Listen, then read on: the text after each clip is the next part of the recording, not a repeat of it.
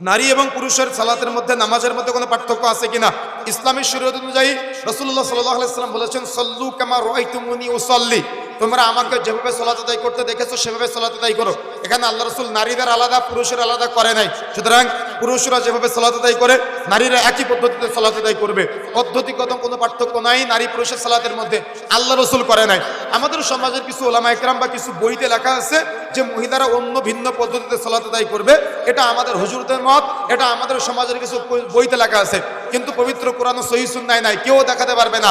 আপনার কাছে হয়তো আজকে আমার কথাটা খারাপ লাগতে পারে, কিন্তু আপনি যাচাই বাছাই করে দেখবেন আল্লাহ রাসূল সাল্লাল্লাহু আলাইহি ওয়াসাল্লাম থেকে কোনো প্রমাণ পাওয়া যায় না যে আল্লাহ রাসূলের নামাজ এটা আর আয়েশা রাদিয়াল্লাহু তাআলা আনহার নামাজ আর একটা। আল্লাহ রাসূলের নামাজ একটা, আর আল্লাহ রাসূলের কন্যার নাম কি জানেন আপনারা? ফাতিমা রাদিয়াল্লাহু তাআলা আনহা, আলী রাদিয়াল্লাহু তাআলা আনহুর স্ত্রীর সালাত আর একটা। কথা কি বুঝতে পেরেছেন? এরকম কোনো বর্ণনা কোরআন সুন্নাহয় পাওয়া যায় না। এগুলো পরবর্তীতে কিছু কিতাবে পাওয়া যায়, কিছু কিছু হুজুররা বলে, কিন্তু এগুলো দলিল কোরআন সুন্নাহয় আমরা পাই নাই। সুতরাং পুরুষরা যে পদ্ধতিতে সালাত আদায় করে নারীরা একই পদ্ধতিতে সালাত আদায় করবে। নারী পুরুষের পদ্ধতিগত সালাতের কোনো পার্থক্য নাই।